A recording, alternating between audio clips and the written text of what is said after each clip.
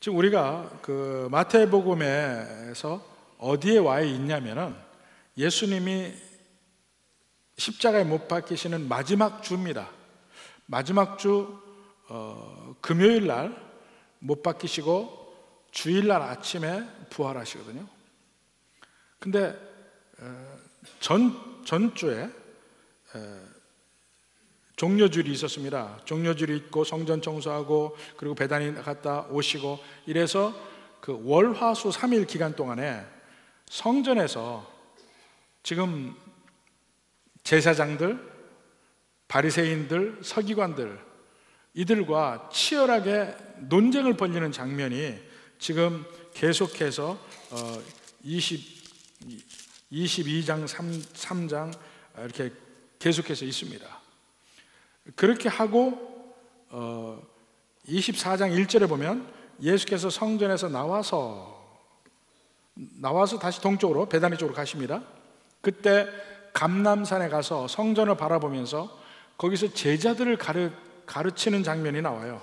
그것이 24장, 25장 계속 있습니다. 두 번의 그 주에 큰 가르침이 있는 거예요. 그리고 나서 6월절 만찬하시고 잡히시고 십자가에 달리시는 겁니다. 그러니까 그 뒤에 제자들을 가르치는 대목은 또 다른 대목이에요. 지금 오늘의 말씀은 바리새인, 서기관, 제사장 이들과 치열한 공방 끝에 그들을 완전히 잠재우고, 지난 시간 다 잠재운 게 보이죠? 이제는 마지막 그들을 향한 법적으로 이야기하면 선고가 있는 것이 오늘의 화 있을진저로 계속되는 말씀입니다.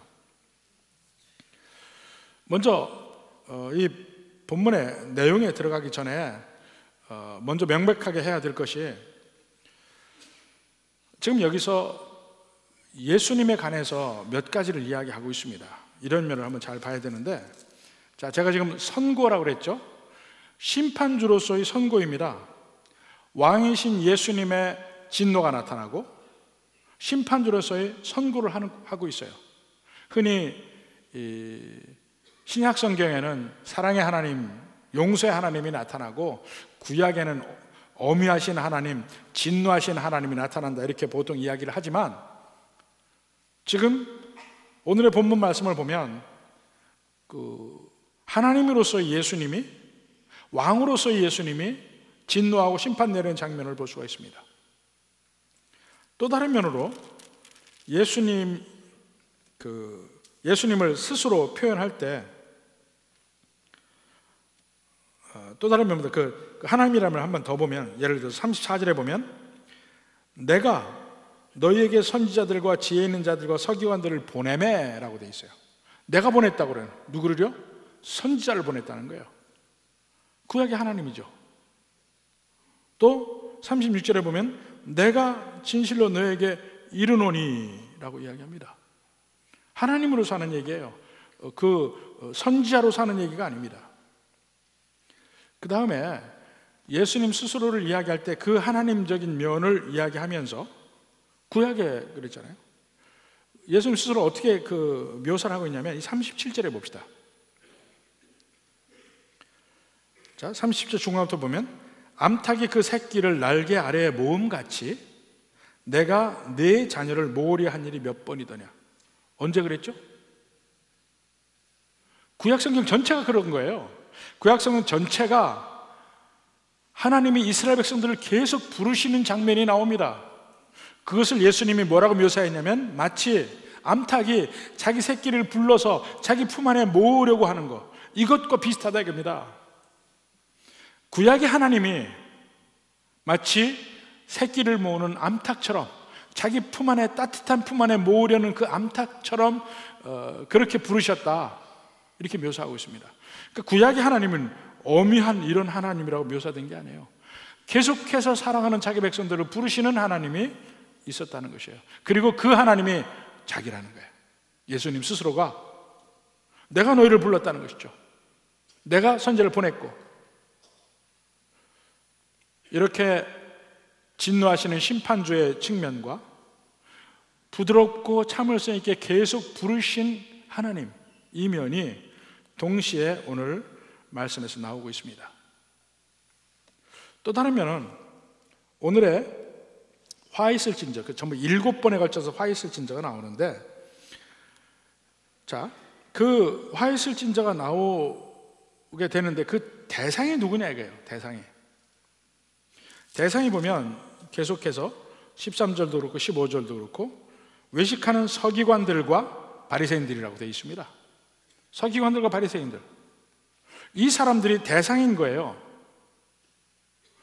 이 대상의 면에서는 혼동하면 안 되는 것이 바로 이 부분에서 화 있을진저 이 말씀을 너무 지나치게 확대하거나 왜곡할 수가 있기 때문에 이 대상을 명확하게 할 필요가 있습니다. 이것을 잘못 왜곡하고 확대한 가장 대표적인 인물이 누구냐면 히틀러예요. 히틀러. 바로 유대인종은 이렇게 멸망받아야 마땅한 민족이다, 그러니 우리가 그 일을 한다, 이거였거든요. 근데 그건 절대 아니죠. 하나님은 어떤 특정한 인종을 차별하거나 인종을 심판하는 일은 없었습니다. 예수님의 그 하나님의 심판의 대상은 불신앙, 하나님을 대적하는 것, 여기에 대한 심판을 이야기한 것이지 꼭 민족을 이야기한 것은 전혀 아니다. 이런 면에서 대상이 서기관들, 바리새인들이라는 면을 볼 수가 있고, 이 말씀을 읽으면서 거듭 여기 느낄 겁니다. 여러분도 느낄 건데, 여기서 이야기하는 서기관들과 바리새인들은 기존에 하나님을 잘 믿는다고 하는 사람들이에요. 누구보다도 하나님을 잘 믿는다고 하는 사람들입니다. 근데 그러한 면은 그때부터 지금까지 여기에 나오는 예수님이 그들의 문제점이라고 지적한 모든 것이 다 적용이 돼요. 2000년 동안, 그리고 오늘날 그리스도인들에게도 전부 적용이 되는 말입니다. 그래서 이 말씀을 볼 때에 우선 1차적으로는 그 당시의 서기관과 바리새인들의 문제점에 대해서 먼저 이야기를 하지만, 그 정신의 면에 있어서는 바로 우리에게 아니면 내게 이야기하는 것으로 받아들여야 합니다. 이건 저 사람 얘기다, 이렇게 다른 사람에게 손가락질하면 안 돼요. 내게 받아들인 겁니다. 이런 방식으로 오늘의 본문을 이해를 해야 되겠습니다. 자, 구체적으로 가면 전부 7가지 화 있을진저가 나오는데, 이것이 그룹으로 나눠볼 수가 있습니다. 그룹으로 나눠보면 전부 4가지 면의 그 화 있을진저, 아니면 경고 또는 심판이라고 할 수 있는데, 그런 면을 볼 수가 있습니다. 오늘은 첫 번째와 두 번째를 함께 보도록 하겠습니다. 첫 번째는 13절에서 15절까지, 14절이 없으니까 2절을 이야기하는 것입니다. 거기에 핵심적인 내용, 그들에게 화 있게 되는 이유가 뭐냐면, 서기관과 바리새인들은 열정은 있는데 지식이 없어요. 지식이 없는 열정에 대해서 예수님이 화 있을진저하고 이야기를 하고 있습니다. 자, 제일 먼저 13절부터 봅시다. 화 있을진저, 바로 이 말은 구약시대 거의 하나님의 심판을 이야기할 때 쓰여진 거예요. 특히 소선지서 가서 보십시오. 그러면 화 있을진저하고 이야기하면 하나님의 말씀을 인용할 때 그대로 이용되는 겁니다. 그러니까 예수님이 화 있을진저하고 이야기하는 것은 구약의 선지자처럼 이야기하는 것이 아니고 하나님으로서 지금 심판하고 있다는 면을 볼 수가 있는 것입니다. 그리고 13절에서 바리새인과 서기관들에서 이야기하는 건 뭡니까? 너희는 천국 문을 사람들 앞에서 닫고 너희도 들어가지 않고 들어가려 하는 자를 들어가지 못하게 한다. 자, 그들의 잘못 2가지 얘기하고 있죠. 첫째로는 천국 문에 서 있으면서 안 들어간 거, 그 두 번째는 다른 사람을 못 들어가게 한 거. 그러면서 자기들은 열심히 하나님의 일을 하고 있다고 생각을 해요. 근데 하고 있는 그 일이 천국을 안 들어가는 일이에요. 그들이 천국에 들어가려면 뭘 해야 됩니까? 자기 죄와 잘못을 인정하고 자기 스스로를 구원할 수 없다는 것을 인정하고 오직 예수님 앞에 무릎 꿇는 일밖에 없는 거예요. 그 일을 하지 않죠. 자기는 스스로 구원할 수 있다고 생각해요. 그렇게 생각하는 한 그들은 천국문에 들어가지 않는 것입니다. 근데 문제는 자기들도 안 들어갈 뿐더러 다른 사람도 못 들어가게 해요. 그게 무슨 말이냐면 다른 사람이 예수님께 나와서 예수님 앞에 무릎 꿇고 예수님을 주님으로 인정하고 그 일을 못하게 막는 거예요. 이 사람들이. 그게 아니다. 이 사람은 아니다. 계속. 잘못된 열정이 얼마나 무서운 결과를 초래하는지도 볼 수가 있습니다. 좀 15절에서 좀 더 구체적으로 이야기합니다. 화 있을진저 외식하는 서기관들과 바리새인들이요. 자, 외식한다고 하는 말은 알죠? 영어 성경에 히포크리시라고 나와요. 위선자. 원래 히포크리시라는 말은 헬라어로 전에도 말씀드렸죠? 연극 배우예요. 연극 배우가 가면을 바꿔가면서 가면을 써서 그 가면의 사람인 것처럼 행동을 해요. 또 이 사람 가면 쓰면 이 사람처럼, 저 사람 가면 쓰면 저 사람 가면처럼. 거기서부터 연루된 말이죠. 자기 속내가 있어요. 진심이 있어요. 진심과 관계없이 다른 사람에게 보여주고 싶은 걸 보여주는 것. 이것이 히포크리시죠. 그래서 그것이 위선자라고 우리말로 할 수가 있는데 바로 서기관과 바리새인들이 바로 그런 사람이죠. 자, 좀 더 구체적으로 얘기합니다. 너희는 교인 한 사람을 얻기 위하여 바다와 육지를 두루 다니다가, 교인 한 사람 얻기 위해서 얼마나 열정적입니까? 자기 비용 다 써가면서 자기 자신을 위하는 게 아니에요. 지금 한 사람을 얻기 위해서 온갖 노력을 한 사람이에요. 열정이 얼마나 대단합니까? 그 다음에 생기면 너희보다 배나 더 지옥 자식이 되게 하는도다.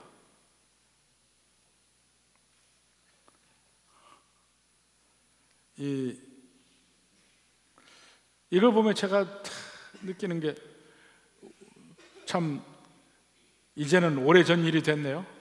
오래전 일이 됐지만 처음에 우리 교회 문제가 있을 때 그 전에 막 전도해서 사람들이 많았습니다. 여러 사람들이 전도했어요. 근데 교회 문제 생길 때 막 데모를 하는데 자기가 전도한 사람을 다 데리고 해. 그냥 참 마음이 아팠던 게 저 사람들 어떡하지? 저 영혼을 어떡하지? 이 생각이 들어요. 저 영혼을 어떡하지? 자기는 그렇다 쳐도 기껏 전도해놓고 교회에서 저걸 가르쳐 놓으면 나중에 평생 저 사람 신앙생활 어떻게 할까 하는 생각을 했습니다. 열정은 많아요. 근데 무지해. 지식이 없어요. 아니면은 잘못된 지식을 가지고 있어요. 자기도 죽음의 길을 가면서 다른 사람도 전염을 시켜요. 호세아서 4장 6절에 보면 내 백성이 지식이 없으므로 망하는도다. 무슨 지식이에요? 하나님에 대한 지식이에요. 하나님이 누군지 잘 알지 못하니까 잘못된 열정으로 오히려 하나님을 대적하는 일을 하게 되는 겁니다. 그러면서 자기 마음속에 뭐예요? 나는 열심히 하나님 일을 하고 있다고 생각해. 처음부터 나는 나쁜 사람이니까 나쁜 짓 한다 이렇게 생각하는 사람은 거의 없습니다. 나는 열심히 하나님 일을 한다고 생각해요. 근데 이단들을 보십시오. 오히려 정상적인 교회 다니는 그리스도인들보다 더 열정적인 것 같아. 그들의 열정이 어디서부터 왔냐 하고 보니까 묘하게 그 사람의 욕망을 자극시켜요. 너희들이 14만 4천 안에 들어가야 돼. 이걸 해야 그 안에 들어갈 수 있어. 그 행위로, 스스로의 행위로 구원받는 면을 딱 연결시켜 놓으면요 사람이 열심히 됩니다. 내가 이 일을 하면 구원받는다는데, 이슬람에서도 아주 열정적으로 그 일을 해요. 이유는 뭐냐? 그것으로 자기가 구원받는 거니까. 상대적으로 제대로 예수 믿는 사람은 그 열정이 부족한 것 같아. 왜냐하면 오직 하나님의 은혜를 구원받으니까. 그것도 잘못된 일이지만 오히려 몰몬교라든가 이 사람들의 그 열정적으로 하는 거 보면 참 안타까워요. 안타까워. 무지한 열정이 저렇게 사람을 만드는구나. 잘못하면 우리도 그런 올무에 빠질 수가 있습니다. 열심이긴 한데 잘못된 열심, 방향이 잘못된 열심. 어디서부터 나오느냐? 하나님이 누구이신지를 제대로 모를 때, 우리 하나님이 누구신지 알아야 되고, 나를 향하신 하나님의 뜻, 그 뜻이 명확해야 우리가 가는 길도 제대로 갈 수 있습니다. 그렇지 않을 때 문제가 생기는 거예요. 그렇지 않을 때. 이 영어에 effective 하다는 말하고 efficient 하다는 말이 있습니다. 그 두 말이 비슷한 것 같지만 틀려요. effective 하다는 말은 효과적이란 말이에요. efficient라고 하는 것은 효율적이란 얘기예요. 효율적이란 얘기. 차이가 뭐냐? effective한 건 목표나 결과를 염두에 두고 있는 말입니다. 효율적이라는 것은 그게 없어요. 목표가 없는 거예요. 마라톤을 뛰면서 열심히 달리기를 합니다. 달리기를 뛰면서 결승점을 향해서 뛰어야지 다른 데를 향해서 뛰면 어떻게 됩니까? 아무리 빨리 뛰어봐야 뭐예요? 결승점을 향해 뛰어야지. 결승점을 향해서 열심히 뛰는 것을 효과적이라고 하고, 그냥 무조건 빨리 뛰는 것을 효율적이라고 하는 거예요. 실제 그런 일이 있었습니다.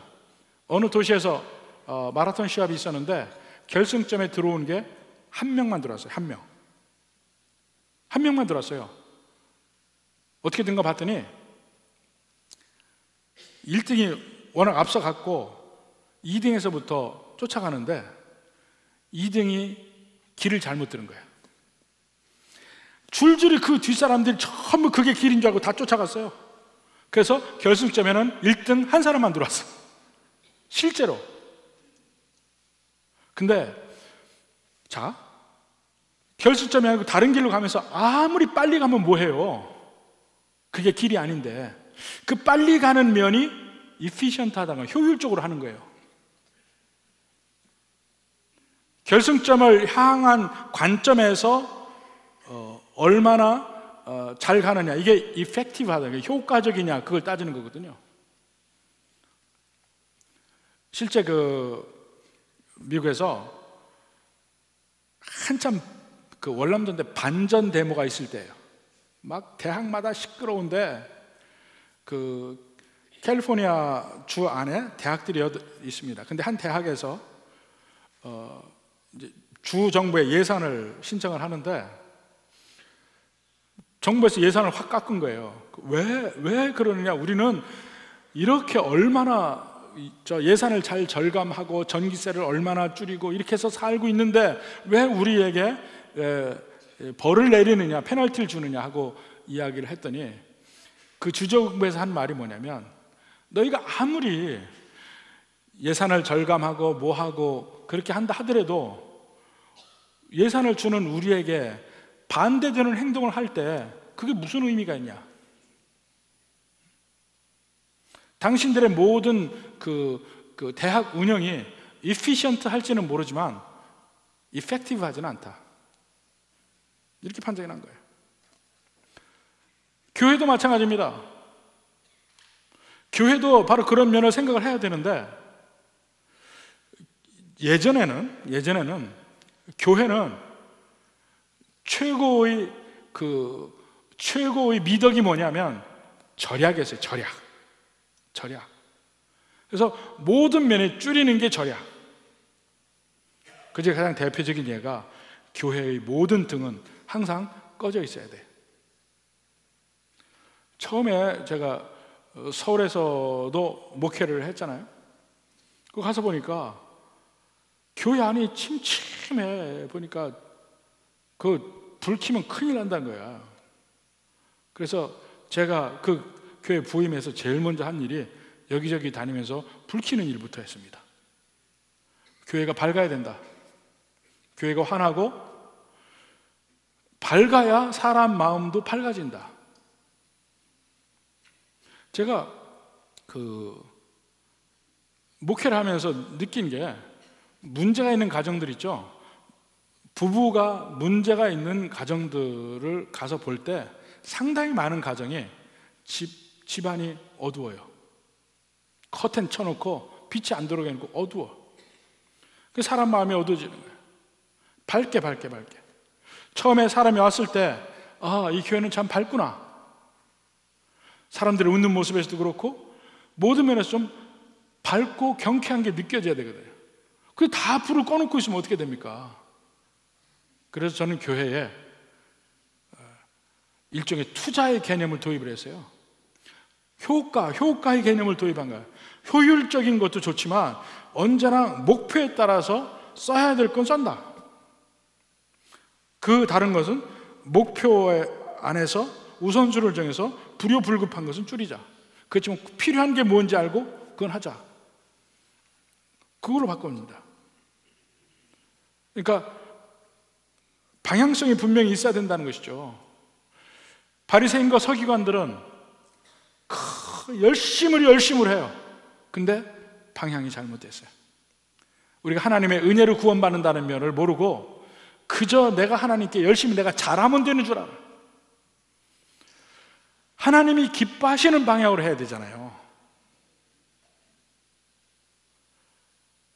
평일에는 전혀 하나님 뜻대로 살지 않다가 주일날에 와서 하나님께 예배 드리면 끝나냐? 내 하나님 앞에 내가 좋은 거 드려야지. 근데 이사야서 1장이 뭐라 합니까?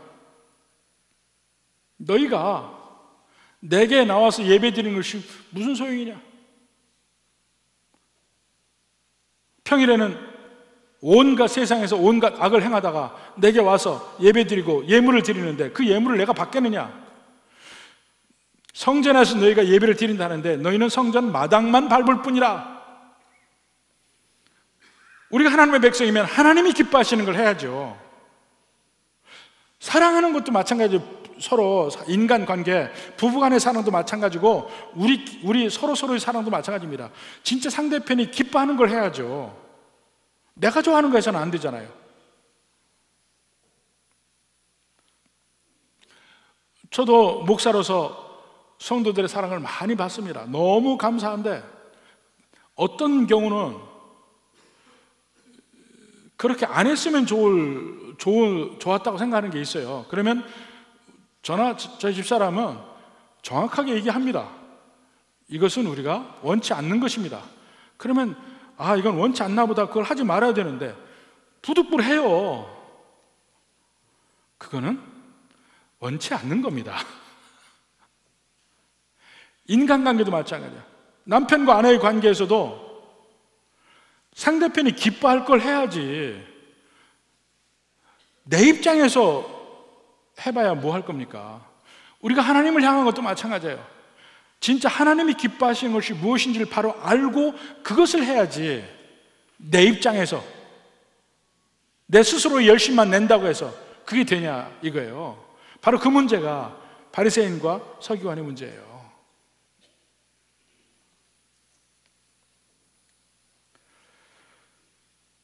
여러분이 신앙생활 할 때 반드시 신앙생활에 균형이 있어야 되는데 그것이 빛과 열이라고 보통 우리가 얘기합니다. 빛과 열. 빛과 열이 뭐냐면 빛은 진리, 하나님을 아는 지식이 제대로 바로 있어야 돼요. 하나님이 이런 분이구나. 그리고 하나님의 우리를 향하신 뜻은 이것이구나. 이게 명확하게 알아야 돼요. 그걸 계속해서 알아가야 돼요. 빛이 있어야 되고 또 하나는 열이 있어야 돼요. 열은 그야말로 여기서 얘기하는 열정이에요. 열정. 이 두 가지가 함께 있어야 정상적인 건강한 신앙생활을 합니다. 설교도 마찬가지예요. 설교도 제가 신학교 설교를 가르칠 때 빛과 열을 꼭 얘기합니다. 설교 안에 적절한 빛이 있어야 되고 적절한 열이 있어야 된다. 빛은 이 재료, 진리의 재료, 이것이 분명히 그 설교를 음식으로 표현하면 좋은 재료가 있어야 돼요. 그게 빛이에요. 열은 그것을 잘 포장하고 요리를 하고 거기에 열정이 담겨야 돼요. 이 두 가지가 설교에 있어야 된다, 이렇게 보통 이야기를 합니다. 빛만 있으면 설교를 들을 때 강의 같아. 그냥 강의. 아무런 마음에 감동 없는데, 지식은 전달이 돼요. 감동이 없어요. 거꾸로 빛이 없고 열만 있으면 그야말로 의미 없는 선동이 돼. 막 띄워줘요. 근데 왜 그러는지 성경적 근거도 없이 그렇게 하는 거예요. 두 가지가 합쳐져야 깨달음이 있고 마음에 뜨거움이 있고, 이 두 가지가 같이 있어야 된다는 겁니다. 지금 바리새인과 서기관들은 열정이 있어요. 근데 그게 전부가 아니죠. 하나님에 관한 바른 지식, 바르게 알고 가야 되는데, 그러니까 예수님을 제대로 보지 못하는 거예요. 그러면서 열심을 내봐야 뭐하냐 이거예요. 우리가 오늘날 예수 믿는 사람들 다 해도 적용이 되는 면이 있습니다. 내가 열심히 낸다고 되는 게 아니에요.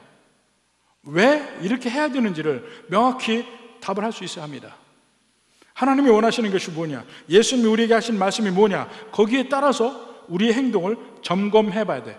efficient한 게 아니고 과연 effective한지. 첫 번째, 지식이 없는 열정, 그들의 신앙의 잘못됨을 이야기하고 있습니다. 두 번째는 16절부터 24절까지예요. 진짜 중요한 건 빼놓고 작은 것에만 집착하는 면, 바로 그 면을 이야기를 합니다. 자, 거기 한번 봅시다. 그러니까 여기 보면 계속 얘기 나오는 게 뭐냐면 맹인이라는 말이 나와요. 16절에 눈먼 지도자요, 17절 어리석은 맹인들이요, 19절 맹인들이요, 그 다음에 24절에도 맹인된 인도자요. 인도자가 맹인이다. 이게 큰일 나는 거 아닙니까? 인도자가 맹인이다.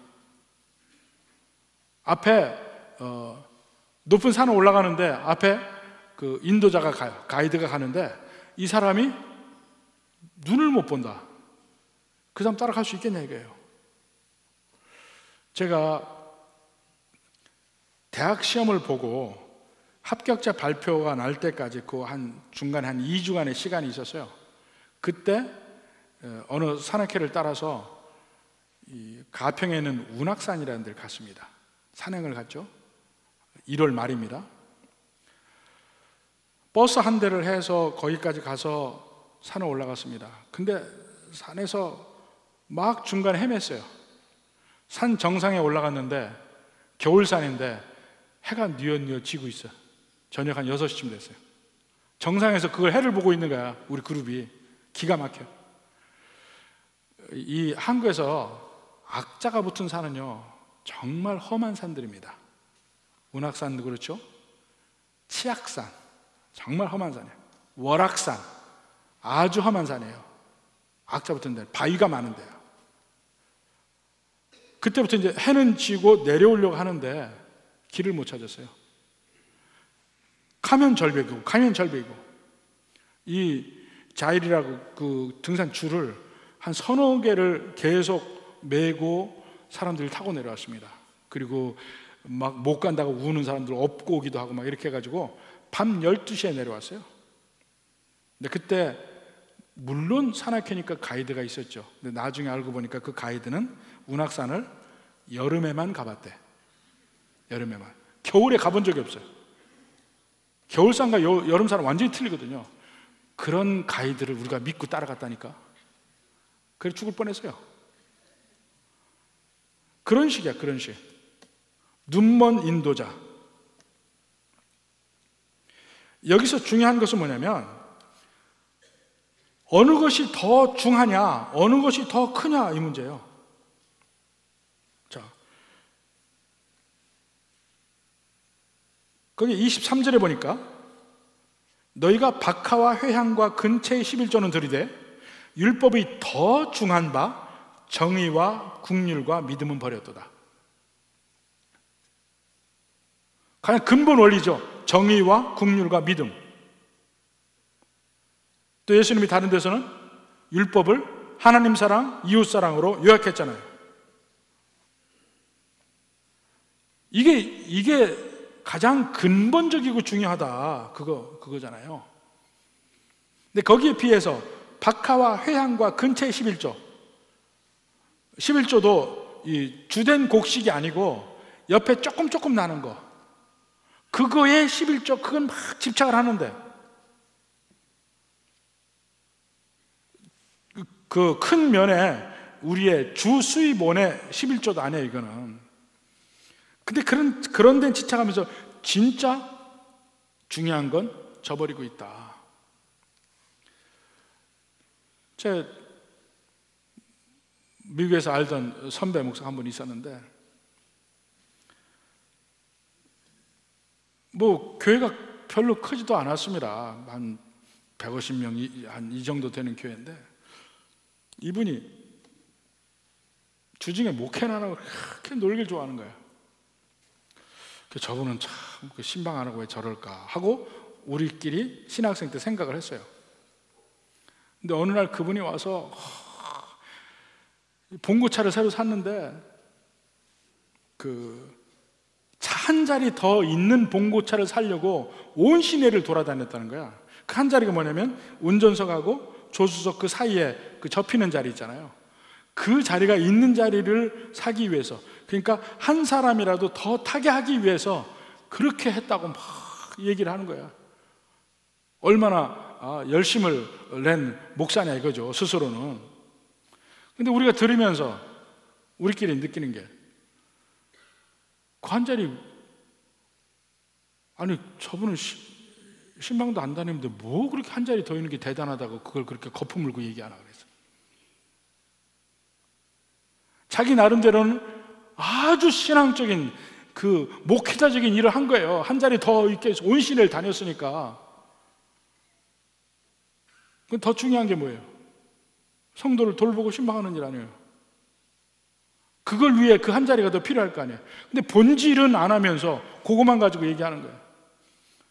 결국 얼마 안 가서 쫓겨났어요. 자기는 나름대로 그게 진짜 스스로 경건하다고 스스로를 그걸로 위로한 거예요. 그러한 세세한 데서 스스로의 신앙이 만족이 돼서는 안 됩니다. 더 근본적인 거를 생각해 봐야 됩니다.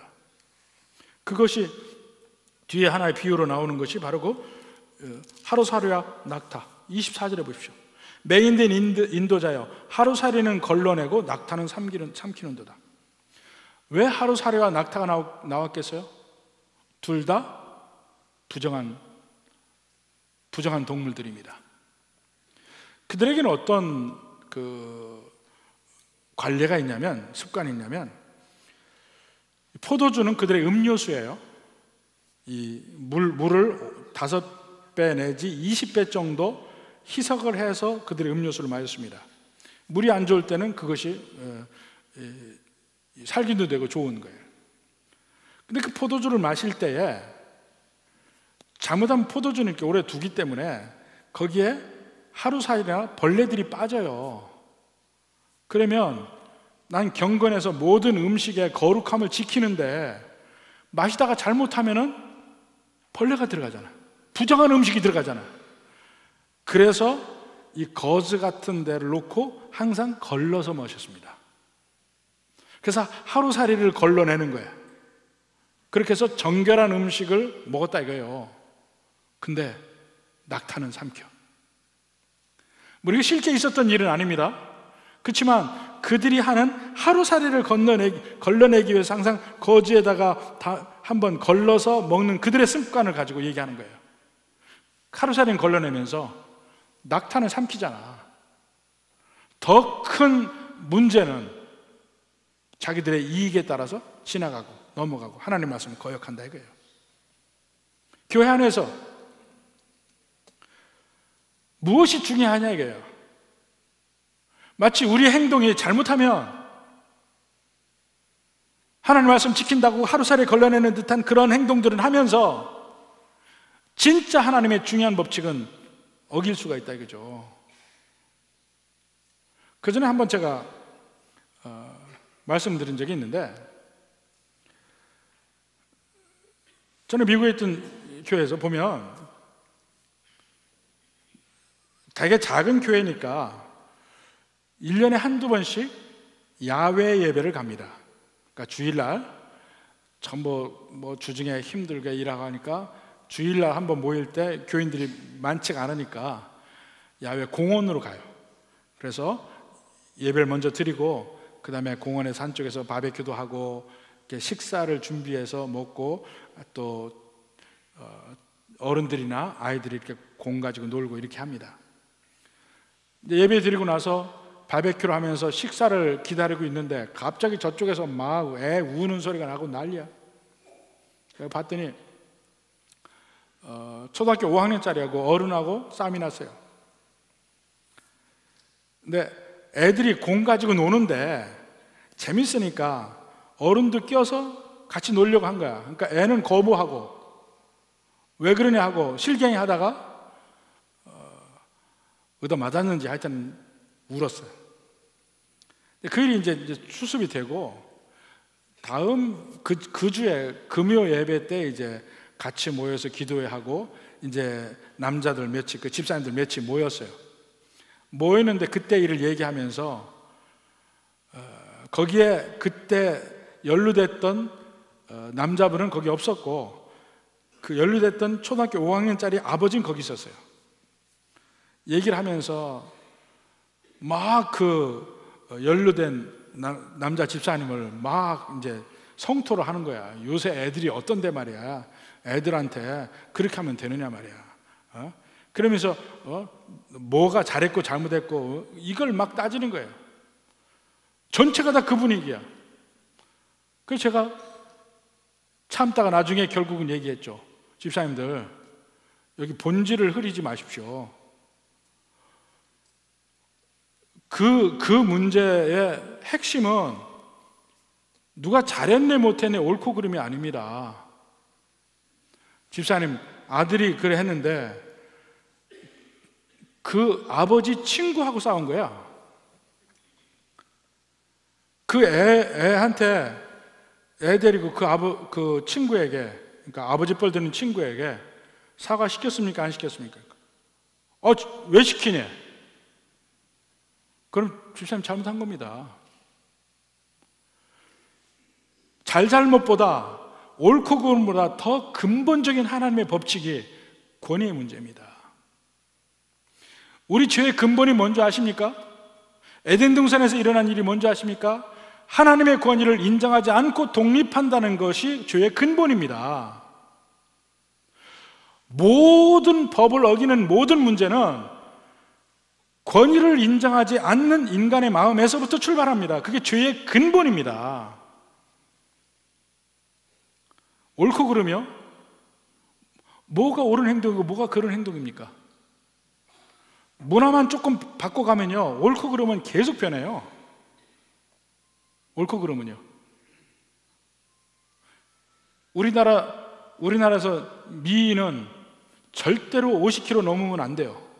미인은 여기 50kg. 근데 하와이를 가면 미인은 이 정도 돼야 돼. 살이 펑퍼짐 해야 미인이에요.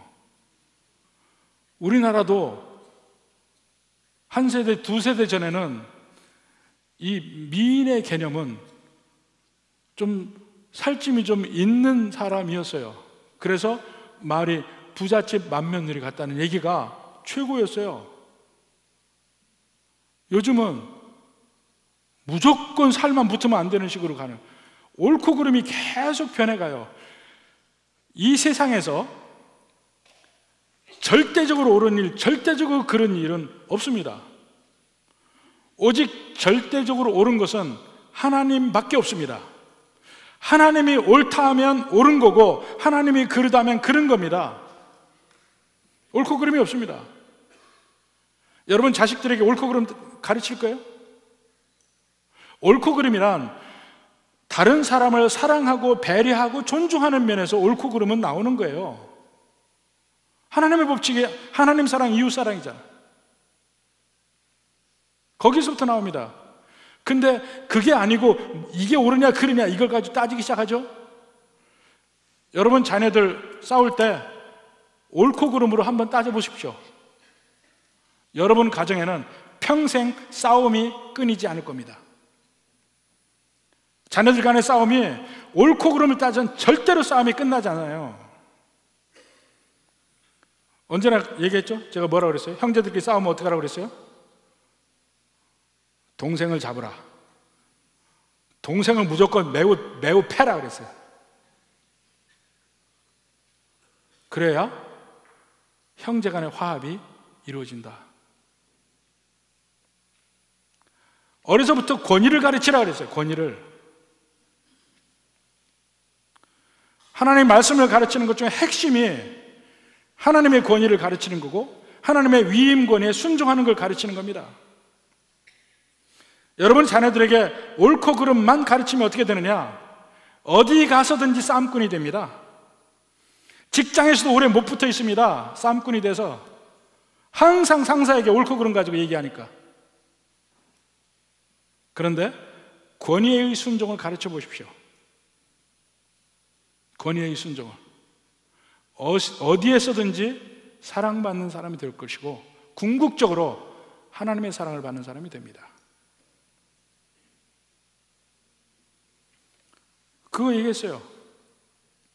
당장 그 애를 데리고 가서 사과를 시켜라 얘기했어요. 그거부터 출발해야 된다.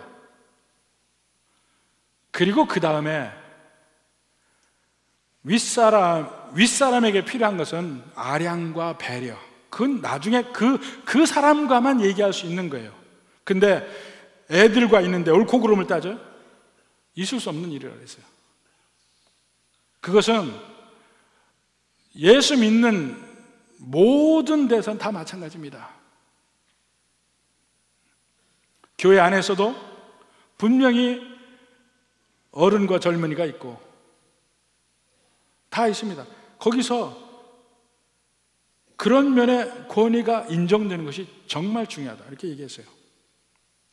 본질이 뭐냐 이거예요. 본질이 뭐냐. 교회 안에 옳고 그름 그렇게 중요하지 않습니다.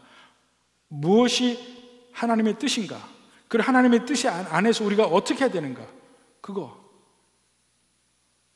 본질이 뭔가. 사실 교회는 언제나 있죠. 우리 크리스찬의 모임은요, 우리가 열심히 하나 되어서 우리가 모이는 모임 밖을 위하는 그룹이 돼야 된다 그랬어요. 교회는 우리끼리 열심히 하나 되어서 교회 밖의 사람을 위해서 존재해야 돼. 모든 교회의 조직도 열심히 그 안에서 하나 되어서 그 교회 안에 다른 조직을 위해서 존재해야 돼. 열심히 우리 조직, 우리 부서가 먼저 그런 일은 없어야 됩니다. 그것은 세상의 법칙이에요. 우리가 그래서 교회를 생각할 때 과연 교회 밖에 있는 사람이 우리를 어떻게 볼 것인가, 그거부터 따져보자입니다. 교회 밖에 있는 사람이 어떻게 볼 것인가. 교회 밖에 있는 사람은요, 교회 카펫이 무슨 색깔인지, 찬양대가 어떤 찬송을 부르는지 관심 없어요. 오직 그들이 교회를 보는 거는 우리에게 없는 사랑이 있는가? 그리고 우리에게 없는 그 무엇인가가 교회에 있는가? 그거 봅니다. 그들에게 없는 건 우리는 하나님을 믿고 하나님의 사랑 안에 있다는 거예요, 아니에요? 그 하나님의 사랑 속에서 세상을 향해서 어떠한 빛을 비칠 것인가? 우리가 이 본질에서 벗어나지 말자겠죠. 그러면 많은 것들이 정리가 됩니다. 언제나 그 목표 속에서 보자 이거죠. 이것이 얼마나 중요한가? 중요하지 않은가? 어떤 데 보면 이게 막 세상을 바꿀 듯이 중요한 것처럼 막 하다가 보면 하루 이틀 1년 지나고 나면 그게 이렇게 되든 아무것도 아닌 게 너무나 많아요. 너무나 많아요. 본질을 지키고 본질 이해의 것은 얼마든지 서로 여유를 가지고 상대편에게도 여유를 주고 존중하고 그렇게 가자 이겁니다. 그것이 우리를 향하신 하나님이 기뻐하시는 뜻이라고 생각을 합니다. 여기 지금 서기관과 바리새인을 향한 말이지만 오늘날의 모든 예수 믿는 우리를 향한 말이기도 합니다. 바로 이 안에서 바른 우리의 그리스도인의 길을 발견하고 갈 수 있기를 주님의 이름으로 축원합니다.